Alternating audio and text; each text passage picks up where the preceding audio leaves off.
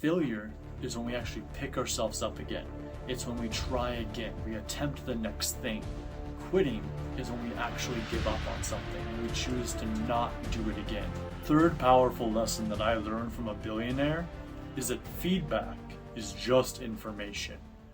Meaning that all things that we take into our lives, whether it's from somebody else around us, like an actual human being individual, a TV show, a book, a song we listen to, an article we read, things that we learn, those are just information.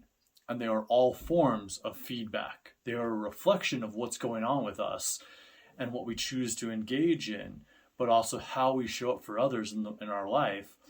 What they tell us and how they react to us and how they treat us is feedback.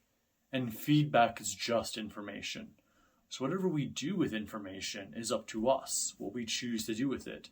And I see this a lot. Someone will watch a YouTube video or they'll read a book, and they'll adopt that into one of their core beliefs. Or someone will say something to them, whether it's positive or negative, especially more often when it's negative to them. So this must be true now. Or somebody said the things that I am talking about aren't da da da da da. And so now I must mean that I am da da da da da.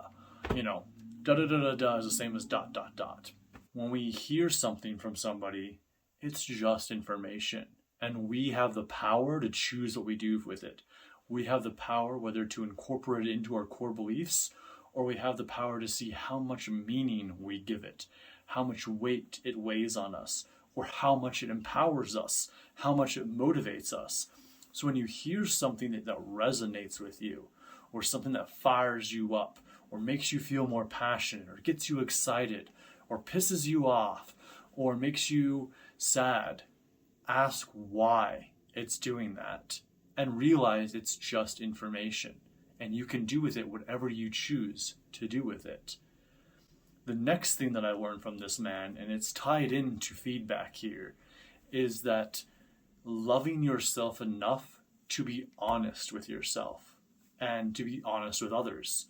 When we are honest with other people in our lives, it's actually a reflection of self-love. It's a reflection of us loving ourselves enough that we can show up authentically, that we don't feel like we need to hide from people. We don't feel like we need to tell white lies.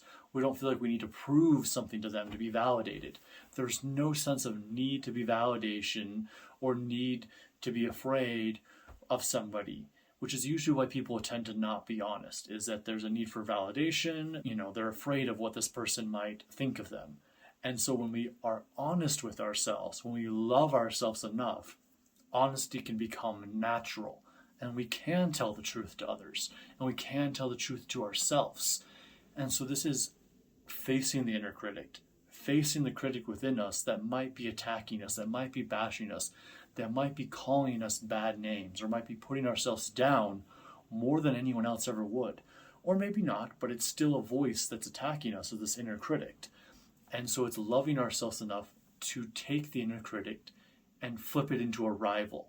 Flip it into a true rival, someone that helps you sharpen your sword, helps you sharpen who you are, grow as who you are, or even let it be the voice in the background that's like, well, what you're saying isn't true, so obviously it's the opposite.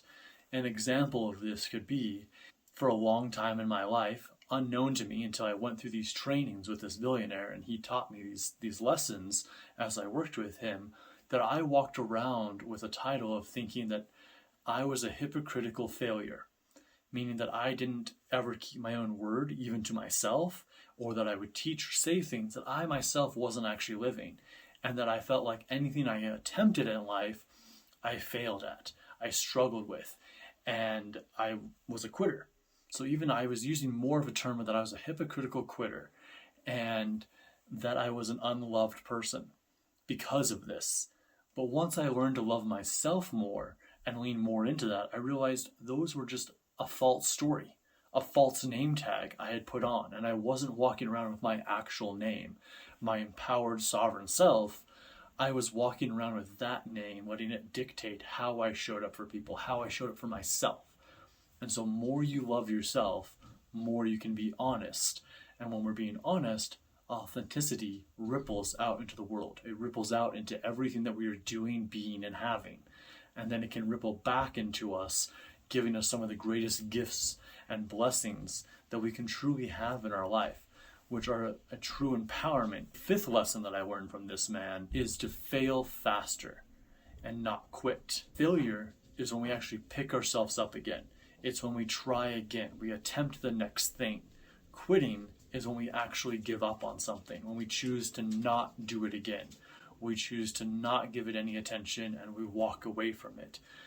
You know, there's a great quote from Theodore Roosevelt that talks about, where does the glory lie? To whom does the glory belong? Is it to the men and women in the crowd that are booing, cheering, laughing, watching? Or does it go to the men and the women that are in the arena, their face might be covered in mud, sweat, blood, and tears, but they rise again after they've been fallen and try and attempt again. Now, I know Yoda teaches there is no try, there's only do or do not. But by picking ourselves up, we are doing again. You know, by quitting, you are doing not.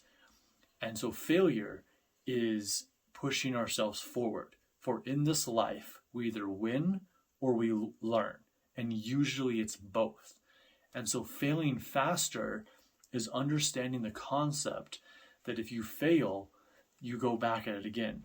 So fail faster. Get through the failure cycle faster. Go through the shame and the guilt and the pissed offness and the anger at the self to get back to courage, to get back to a state where we want to push forward, back to a state of willingness and acceptance of ourselves to do more than what we think we're capable of, to strive and to push ourselves onward so that we can accomplish our goals and be who we want to be in this life.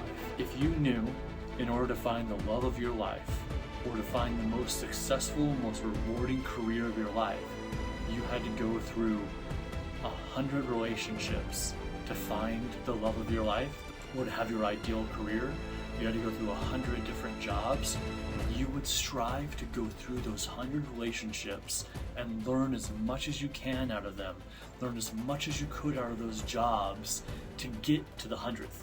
The first 99 of both of them, you would aim to get through them as fast as you could if you knew number 100 was the goal, the number one thing you're looking for. And so it's not always 100. You don't always know when that success is going to be. You don't always know when that grand slam offer or that great moment of achievement is going to be. But by allowing yourself to do your best and failing and then striving to go again, you fail faster and become a more powerful human being. So continue to be a more powerful human being as you go through the rest of these. And hopefully they will help you become a more powerful human being in your day-to-day life.